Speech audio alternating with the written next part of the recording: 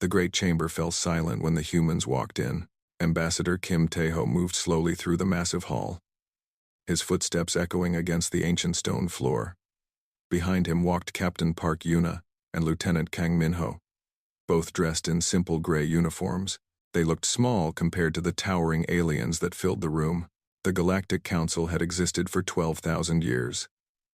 47 species sat in this chamber, each one powerful enough to destroy entire star systems. They had seen countless new species arrive at these doors. Most came with armies. Some came with threats. A few came begging for protection. But these humans came with nothing. High Arbiter Volus leaned forward on his great throne. He was a Kelthari, a reptilian creature standing nearly 3 meters tall, with scales the color of dark emeralds. His yellow eyes studied the small pink creatures before him with curiosity. "You are the representatives of Earth?" His deep voice rumbled through the chamber. Tae-ho bowed his head respectfully. "We are, High Arbiter. I am Kim Tae-ho, and I speak for all of humanity. We come in peace, seeking friendship with the great peoples of this galaxy." A sound rippled through the chamber. It took Tae-ho a moment to realize it was laughter. Admiral Dreth of the Morthian Empire did not try to hide his amusement. He was a massive creature, built like a bear but covered in dark purple fur and standing on 4 powerful legs.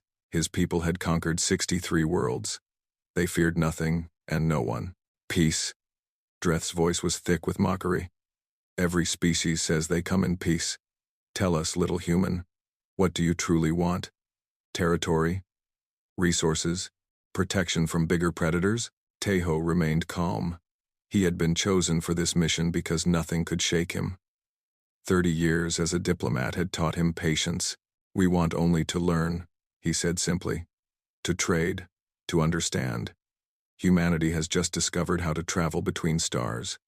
We know we are young compared to your great civilizations. We wish to grow alongside you, not against you." Observer Lyra watched from her seat high above the floor. She was a Sylvani, an ancient species that had existed since before most others had learned to make fire. Her body was thin and pale, almost ghost-like, and her large black eyes missed nothing. She had seen 10,000 species come before this council. Something about these humans interested her. They seemed careful. Too careful. High Arbiter Volus nodded slowly. "Your words are pleasant, Ambassador. But words mean little. Tell us about your military strength. How many ships does Earth command? What weapons do you possess?" The chamber grew quiet again. This was the question everyone wanted answered. In this galaxy, power meant survival. The weak were conquered. The strong ruled. Tae-ho hesitated. It was a small hesitation, barely noticeable, but Lyra saw it. Captain Yuna's jaw tightened slightly. Lieutenant Minho's hand moved closer to his side, a unconscious gesture. "Our military is modest," Tae-ho said carefully. "We have defense forces, of course. Every world must protect itself. But I must be honest with you all." He paused and looked around the chamber, meeting the eyes of dozens of different species. "My people fear war." The laughter this time was louder. Admiral Dreth slapped his massive paw against his console with delight. "Fear war?" he roared. "What kind of species fears war? War is natural. War is how the strong prove their worth. War is how empires are built." Other delegates joined in the mockery. The Thornix clicked their mandibles in amusement. The Velthari hissed with contempt. Even some of the more peaceful species looked at the humans with pity, but Tae-ho did not react. He stood perfectly still, his face calm, his hands clasped in front of him. "We have seen war," he said quietly. But somehow his voice cut through the noise. "We have experienced its horrors. Millions of our people died in conflicts that achieved nothing. Cities burned. Families were destroyed. We learned, through great suffering, that war brings only pain." Dreth waved a dismissive paw. "Then you are cowards. Weaklings. You will not last long in this galaxy, little human. The strong take what they want. The weak, well, the weak serve the strong, or they die." Tae-ho bowed his head slightly. "Perhaps you are right, Admiral. We are not warriors like your great people. We only wish to live in peace. High Arbiter Volus raised a clawed hand to silence the chamber. Very well, Ambassador. The Council will consider your request for membership. You may establish a small colony on the border world of Arinos 4 while we deliberate. This process may take several years. We are grateful for this opportunity, Tejo said, bowing again. As the humans turned to leave, Admiral Dreth leaned over to his aide. His voice was low, but in the quiet chamber, it carried further than he intended. Mark this species, he growled. When the time is right, they will make excellent subjects. A species that fears war will not resist when we come for their worlds. Tejo heard these words. So did Yuna and Minho. None of them reacted. They simply walked out of the chamber with their heads held high. Only when they were back aboard their small ship, the UES, Patience, did anyone speak. Sir, Lieutenant Minho said, his voice tight with anger. They think we are prey. Let them think what they want, Tejo replied calmly. Captain Yuna stood at the window, watching the massive alien station grow smaller as they flew away. Her reflection in the glass showed a face carved from stone. How long do we maintain this act? She asked. As long as possible, Tejo said. He sat down heavily in a chair and suddenly looked very tired. As long as they believe we are weak, they will not force us to show them what we really are. And when they do force us, Tejo was quiet for a long moment. When he finally spoke, his voice was sad. Then we will show them why we fear war, Captain. We fear it because we know exactly what we are capable of. We fear the monster that sleeps inside humanity, and when that monster wakes, he shook his head slowly. May the galaxy forgive us for what comes next. Far behind them, Observer Lyra sat alone in her chambers, thinking about what she had seen. 3,000 years of life had taught her to read every species that came before the Council. Most were easy to understand, but those humans troubled her. They said they feared war. Their ambassador spoke of peace. Yet when she looked into their eyes, she saw something else entirely. Something old. Something dangerous. Something that was waiting. She did not know what humanity was hiding. But she knew one thing with absolute certainty. The galaxy had just made a terrible mistake by laughing at them. 3 months passed, and the humans kept their heads down. On Arinos 4, a small colony grew slowly under the leadership of Governor Baek Sujin. She was a woman in her 40s with short gray hair and steady hands. Before becoming a governor, she had been a military surgeon. She had seen things that would break most people. But she never broke. The colony was home to 12,000 humans. They built simple homes, planted crops, and established trade routes with nearby friendly species. They smiled at everyone. They never raised their voices. They were perfect neighbors, and the Morthians hated them for it. It started small. A cargo ship carrying medical supplies was stopped by Morthian patrol vessels. The supplies were taken. The human crew was told to be grateful they were not killed. They said nothing and flew home. A week later, another ship was raided, then another.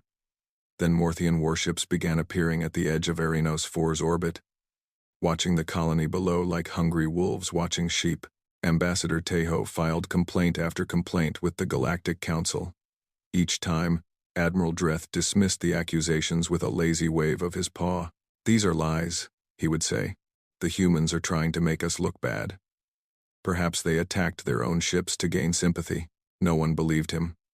But no one cared enough to stop him either. In the corridors of the great station, humans became a joke. Delegates from other species would see human traders and whisper to each other. Fear species, they called them. Cowards. Easy prey. Some aliens were cruel to their faces. A group of young Thornix warriors cornered a human engineer named Cho Hanul in a trading plaza. They surrounded him, clicking their sharp mandibles, pushing him from side to side. We hear your people cry at night because they are scared of fighting. One of them hissed. Is it true? Do you wet your beds like infants? Hanuel was 26 years old. He had designed most of the infrastructure for the Arinos 4 colony. He was also a former combat engineer who had trained for 6 years in Earth's defense forces, but he did what he had been ordered to do. He lowered his eyes, mumbled an apology, and walked away while they laughed at his back. That night, alone in his quarters, He broke a metal table in half with his bare hands. Then he sat in the darkness and waited for his anger to pass. On the UES patients, Captain Yuna received daily reports of these incidents. Each one made her grip the edge of her console a little tighter. "They spit on Corporal Jin today," Lieutenant Minho reported, his voice flat and controlled. "In the market, in front of everyone." He just wiped his face and walked away. "He followed orders," Yuna said. "How much longer, Captain?" Yuna did not answer. She did not have an answer. The worst came during a council session that Tejo would never forget. Admiral Dreth stood before the assembled delegates with a smile on his massive face. He had called for a special discussion about border security. "I wish to address the human problem," he announced. Tejo sat in his small seat, saying nothing. "These creatures have been in our galaxy for 3 months now," Dreth continued. "In that time, they have shown us exactly what they are. Weak, frightened, unable to defend themselves." He turned to look directly at Tejo. "Tell me, Ambassador, what will you do when we decide to take your little colony? Will you cry? Will you beg? Will you run back to your tiny planet and hide?" The chamber filled with laughter. Even species that usually remained neutral joined in. Tejo stood slowly. The laughter died down as everyone waited to hear what the human would say. "Admiral Dreth," he said calmly, "we have no quarrel with your people. We have filed our complaints through proper channels. We have asked only for fair treatment under Council law. Council law protects the strong." Dreth snapped. "You are not strong. You admitted it yourself. You fear war." He said the last 2 words with such contempt that they sounded like a curse. "We do fear war," Tejo agreed quietly. "Then you should simply surrender your worlds now and save us all the trouble," Dreth said. "When we come for your colony, and we will come, what will you do? Fight us with your trembling hands?" Tejo was silent for a long moment. When he spoke again, his voice was very soft. "I hope, Admiral, that you never have to learn the answer to that question." Dreth threw back his head and roared with laughter. "A threat? From you? This is too amusing." Tejo returned to his seat without another word. But those who sat close to him noticed something strange. His hands, resting on his knees, were shaking slightly. Most aliens thought he was trembling with fear. Observer Lyra, watching from above, knew better. She had seen that look before, long ago. In the eyes of a species that had nearly destroyed half the galaxy before being stopped, it was not fear, it was restraint. 2 days later, Governor Sujin received an encrypted message from Earth. She read it 3 times, then called her senior staff to a private meeting. "Begin protocol, Hansen," she ordered, quietly. "No one outside this room needs to know." "Are you sure, Governor?" her security chief asked. "Once we activate it, I'm sure," Sujin said. Her voice was hard as iron. "Start moving civilians to the underground shelters. Make it look like a drill. And send word to Captain Yuna. Tell her to be ready." That night, while the colony slept, cargo containers that had been buried deep beneath the settlement began to open. Inside were things that humanity had hoped never to use again. 3 days later, a Morthian battle fleet of 200 ships jumped into Aranos 4's orbit. Admiral Dreth himself commanded the flagship. He had decided to handle this personally. It would be a simple victory, he thought. A quick conquest to add another world to his empire. The humans would surrender immediately. He opened a communication channel to the planet below. "Humans of Aranos 4, his voice boomed across every frequency. "This world now belongs to the Morthian Empire. You have 1 hour to surrender. If you resist, we will burn your colony to ash. If you surrender, you will be allowed to live as our servants." He smiled, showing rows of sharp teeth. "Choose wisely. You have 1 hour." On the bridge of the UES Patience, Captain Yuna stood alone, facing 200 enemy warships with a single escort vessel. "Captain," Minho said quietly, "they're powering weapons." Yuna took a deep breath. She had trained her entire life for this moment. She had prayed it would never come. "Contact Ambassador Tejo," she ordered. "One final warning. After that," she paused. "After that, we stop pretending." Ambassador Tejo's message appeared on every Morthian screen at once. His face was calm, almost sad. He spoke slowly, choosing each word with great care. Admiral Dreth, I am asking you one final time. Please turn your ships around. Leave this system. We do not want this conflict. On the bridge of his flagship, Dreth laughed so hard that tears ran down his furry cheeks. His officers joined him, filling the command deck with the sound of their amusement. You do not want this conflict, Dreth repeated, gasping for breath. Look around you, human. I have 200 warships. You have one tiny escort vessel. What will you do? Talk us to death? Teo closed his eyes for a moment. When he opened them again, something had changed in his expression. I am truly sorry for what is about to happen, he said quietly. May you find peace in whatever afterlife your people believe in. The transmission ended. Dreth snorted with contempt. Enough of this. All ships, open fire. Destroy their vessel and begin the ground invasion. I want this colony under our control within the hour. 200 Morthian warships powered their weapons and aimed at the single human ship floating before them. Then everything changed. The UES Patience shuddered. Its hull began to shift and transform. Panels that had appeared to be simple armor plating folded outward, revealing row after row of weapons that should not have fit inside such a small vessel. The ship's engine glow changed from soft blue to burning white, as its reactor output increased beyond anything the Morthians had ever seen. What is happening? Dreth demanded. Before anyone could answer, space itself seemed to tear open. From the direction of Earth's solar system, 50 ships emerged from faster-than-light travel. But these were not the small, harmless vessels humans had shown the galaxy. These were warships. Massive and terrible. Covered in weapons and armor, they made the largest Morthian vessel look like a child's toy. The flagship, UES Remember, was nearly 3 kilometers long. Its hull was scarred from countless battles, and its weapon arrays hummed with enough power to crack a planet in half. Beside it flew the UES Resolve and the UES Unbroken, each one a mountain of steel and death. On the bridge of the Remember, Admiral Shin Do-hyun stood motionless. He was an old man with white hair and a face covered in scars. He had not smiled in 15 years. He had hoped never to fight again, but hope was a luxury humanity could no longer afford. All ships, he said calmly. Battle formation. Target their weapon systems first. Disable. Do not destroy, unless necessary. 50 human warships spread out across the stars like a net of steel. Lieutenant Minho's voice echoed across every frequency, reaching every Morthian ship in the fleet. Morthian vessels, you have attacked a human colony. This is your only warning. Power down your weapons and withdraw from this system immediately. If you do not comply, you will be destroyed. You have 60 seconds to decide. Admiral Dreth stared at the wall of human ships before him. His confidence wavered for just a moment. But pride was stronger than wisdom. They are bluffing, he growled. We still outnumber them 4-1. All ships, attack. Show these cowards what real warriors can do. The Morthian fleet surged forward, firing everything they had. The battle lasted 11 minutes. Later, historians from a dozen species would study those 11 minutes in detail. They would watch the recordings over and over, trying to understand what they had witnessed. Human ships moved through the Morthian formation like ghosts. They dodged missiles that should have been impossible to avoid.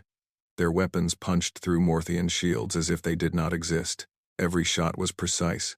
Every movement was calculated. The Morthians fought with rage and courage. They threw everything they had at the human fleet. It made no difference.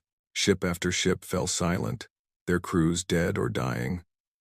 Explosions lit up the darkness of space like tiny suns. Escape pods scattered in all directions as Morthians abandoned their burning vessels. The human ships showed no mercy, but they showed no cruelty either. They disabled weapons. They destroyed engines. They killed only when killing was necessary. It was cold, efficient slaughter. Admiral Dreth watched from his bridge as his mighty fleet was torn apart around him. This is impossible, he whispered. They said they feared war. They said they were weak. A human missile struck his flagship's engine section. The ship lurched violently, and Dreth was thrown to the floor. Warning alarms screamed throughout the vessel. Smoke filled the corridors. Hull breach on decks 7 through 12. an officer shouted. "We have lost main power. Weapons are offline." Dreth crawled back to his feet. Through the smoke, he could see human soldiers boarding his ship through a breach in the hull. They moved with terrifying speed and precision, cutting down his guards like they were nothing. Minutes later, the bridge doors exploded inward. Captain Park Yuna walked through the smoke, her uniform covered in blood that was not her own. Behind her came a squad of human marines, their faces hidden behind black helmets. Dreth drew his ceremonial blade, the weapon that had killed 100 enemies. "Come then, human. I will die with honor." Yuna did not even slow down. She moved faster than his eyes could follow. Her hand caught his wrist, twisted, and the blade clattered to the floor. A single strike to his throat dropped him to his knees, gasping for breath. She stood over him, looking down with eyes that held no anger, no hatred, only a terrible, exhausted sadness. 200 ships, she said quietly. 200 ships, Admiral, and you could not touch us. You asked me once what we would do when you came for our colony. She crouched down to meet his eyes. Now you know. We fear war, Admiral. But not because we are weak. We fear it because we know exactly what we are. We are the descendants of people who spent 10,000 years learning how to kill each other. We have perfected the art of destruction. We have bathed in the blood of our own brothers. Dreth could not speak. He could only stare at her with wide, disbelieving eyes. You called us cowards, Yuna continued. You laughed at us.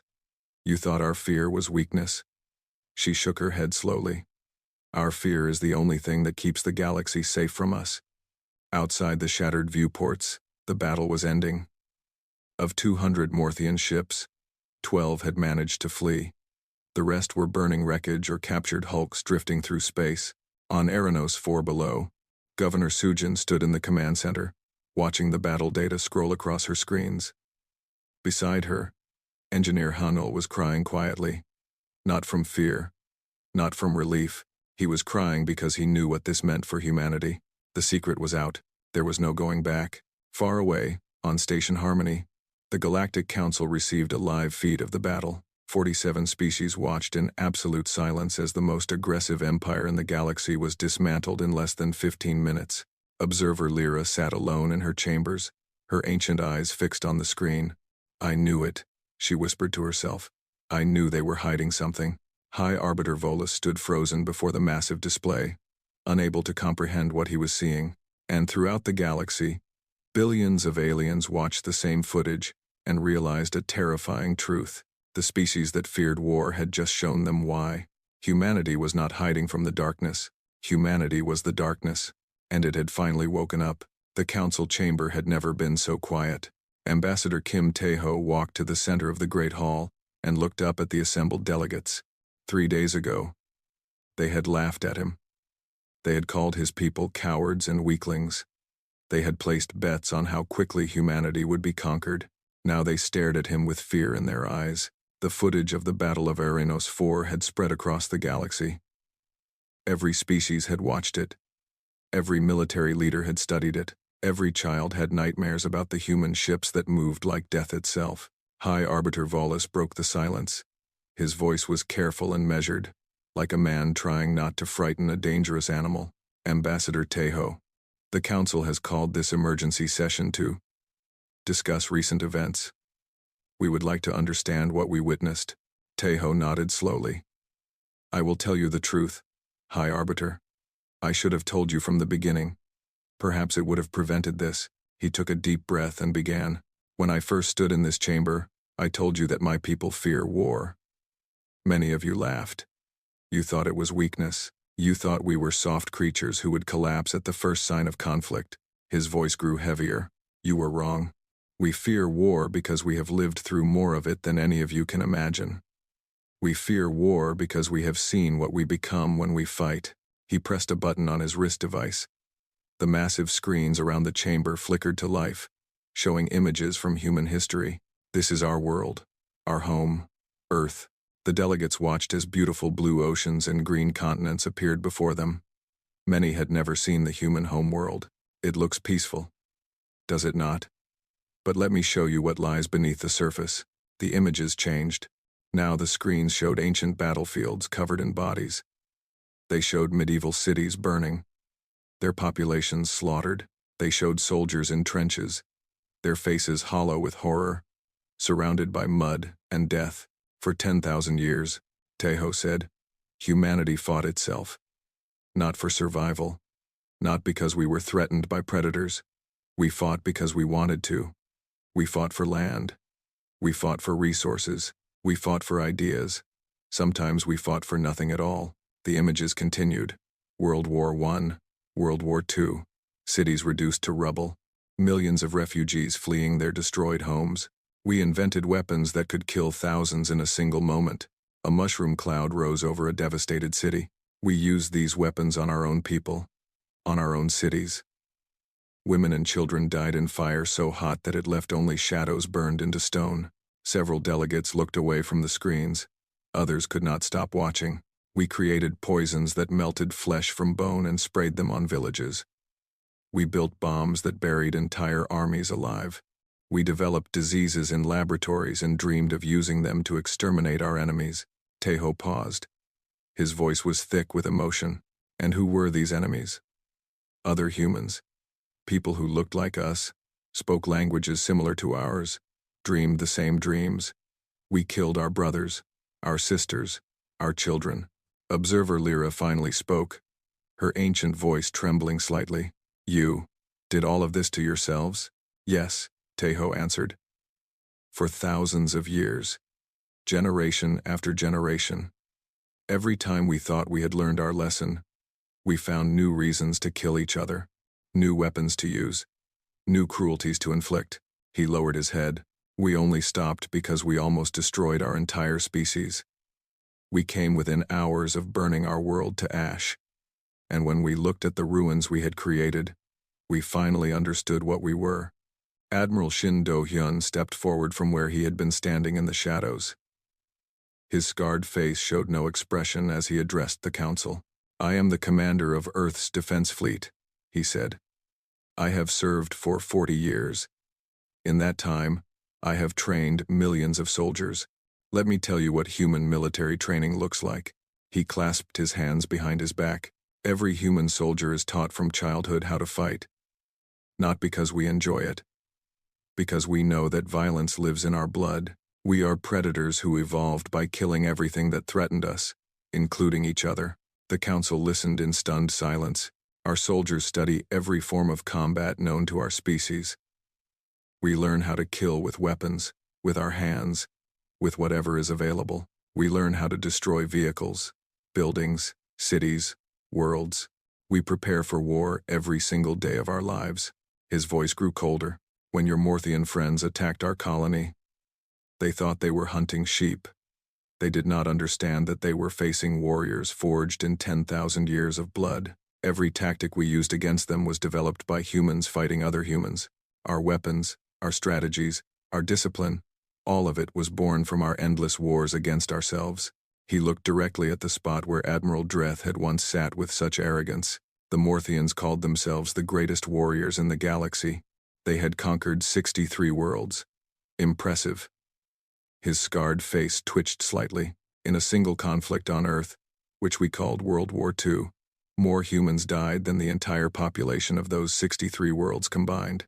We killed each other in numbers that would make your conquests look like playground fights. The silence in the chamber was absolute.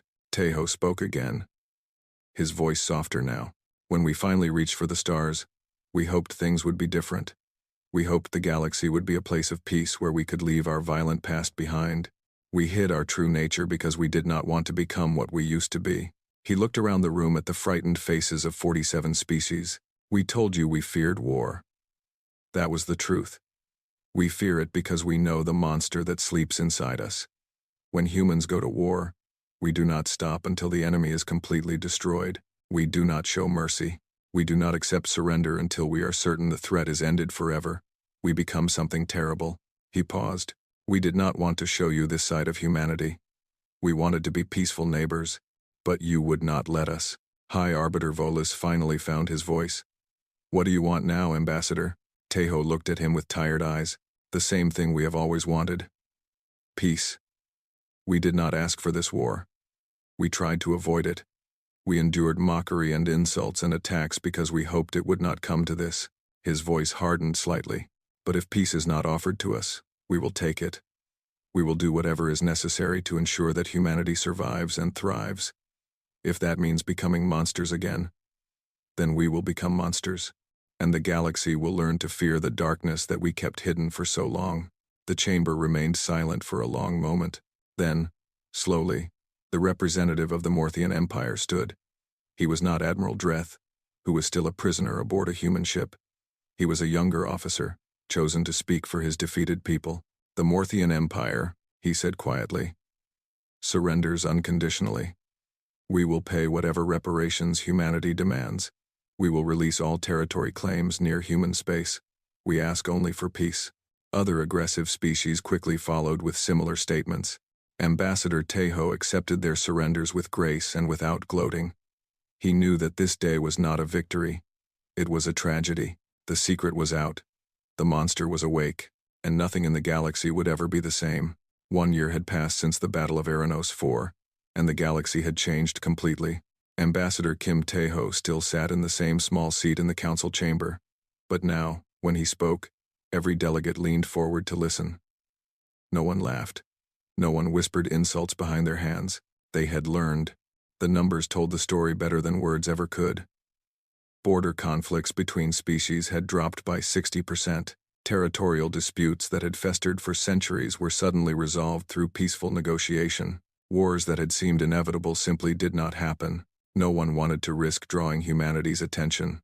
The Morthian Empire, once the most feared military force in known space, had signed a permanent peace treaty with Earth. Admiral Dreth had been released after 6 months of captivity, but he never returned to military service. Those who met him said he had changed. He flinched at loud noises. He never spoke of humans except in whispers. Some said he had nightmares every night about those 11 minutes. Captain Park Yuna had been promoted to admiral and given command of the newly formed Galactic Peacekeeping Fleet. It was a joint force made up of ships from a dozen species. But everyone understood who was really in charge. When Admiral Yuna's fleet appeared in a system, fighting stopped. No exceptions. She took no pleasure in her new power. Every night, she read reports of conflicts prevented and lives saved. Every night, she wondered if it was worth the cost.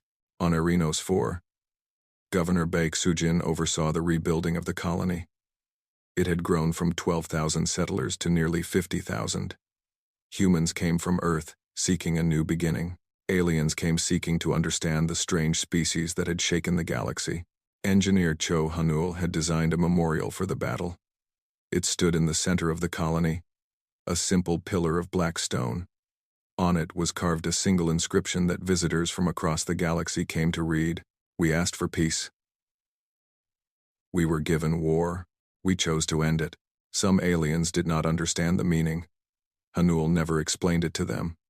He felt that if they could not understand it on their own, no explanation would help. Observer Lyra visited the memorial once.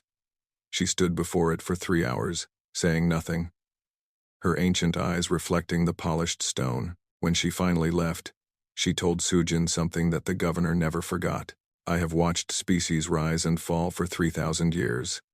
I have seen empires built on blood and conquest. I have seen peaceful civilizations crushed by brutal invaders, but I have never seen anything like your people. She paused, choosing her words carefully. You terrify me more than any species I have ever encountered, not because of your weapons or your ships or your soldiers, but because you understand exactly what you are capable of, and you still choose to seek peace. That kind of strength is rarer than stars in the void. Ambassador Tejo continued his work at the council. He had become the unofficial mediator of the galaxy. When disputes arose between species, they came to him first. He listened patiently to both sides. He offered suggestions that somehow always seemed fair, and if one party refused to negotiate, he would look at them with those tired, sad eyes and ask a simple question. Is this disagreement worth dying for? It was amazing how quickly conflicts resolved after that question was asked. Today, however, something new was happening. A new species had made first contact with the galaxy. They called themselves the Draven. They were tall, muscular creatures covered in red scales, with 4 arms and faces full of sharp teeth. Their fleet of warships had appeared at the edge of Council space 3 days ago. Now their delegation stood in the center of the Great Chamber, speaking to High Arbiter Volus. Their leader was called Warlord Kairos. He stood nearly 4 meters tall, and his voice shook the walls when he spoke. The Draven Dominion claims this region of space by right of conquest, he announced. All species within 300 light-years of our current position will submit to our rule or be destroyed. You have 30 days to surrender. The chamber was silent. High Arbiter Volus glanced at the human delegation. Teho was sitting quietly in his seat, his expression thoughtful. Beside him, Admiral Dohyun stood motionless, his scarred face revealing nothing. Warlord Kairos noticed the look. "What are you staring at, reptile? Is there something you wish to say?" Volus cleared his throat carefully. "Warlord, I merely suggest that you might wish to reconsider your approach. The galaxy has changed since your people began your journey here. There are factors you may not be aware of." "Factors?" Kairos laughed, a harsh barking sound. "We have seen your pathetic species and your weak fleets. You are farmers and traders, not warriors. The Draven were born for conquest. Nothing in this galaxy can stand against us. Perhaps," Volus said carefully, "you should speak with the human delegation before making your final decision." Kairos turned to look at Teho, who had not moved from his seat. The warlord's eyes narrowed. "Humans? I have never heard of this species. You," he pointed a clawed finger at Teho, "stand up when a warlord addresses you." Teho rose slowly from his seat.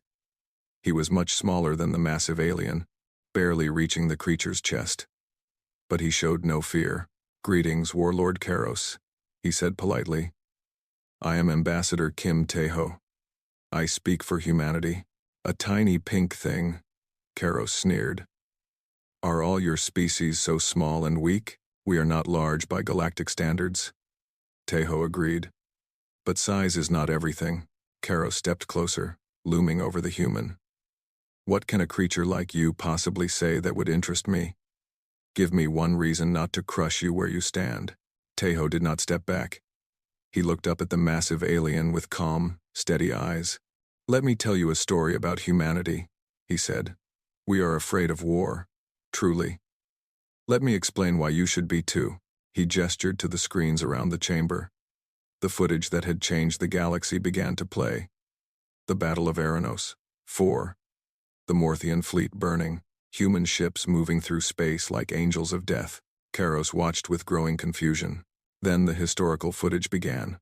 Wars on Earth, nuclear explosions, cities destroyed, mountains of bodies, gas chambers, trenches filled with dead, atomic bombs erasing entire cities in moments of blinding light. Teho narrated quietly. "We spent 10,000 years doing this to ourselves. Every weapon you see was designed by humans to kill other humans. Every tactic was perfected in wars against our own brothers and sisters. We created weapons that could destroy worlds, and we used them on our own people." Kairos was no longer sneering. His 4 arms hung loose at his sides. "The Morthians once ruled 63 worlds," Teho continued.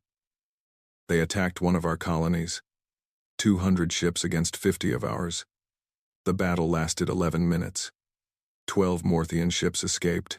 Their empire surrendered unconditionally the next day." The screens showed Admiral Dreth on his knees before Captain Yuna. "We do not want war, Warlord. We have seen enough war to last us forever. We came to the stars hoping to find peace. We hoped we would never have to become what we used to be." Teho stepped closer to the massive alien. "We offered you peace because we know what the alternative looks like. We have lived it. We have bathed in it. We have drowned in oceans of our own blood." His voice grew very quiet.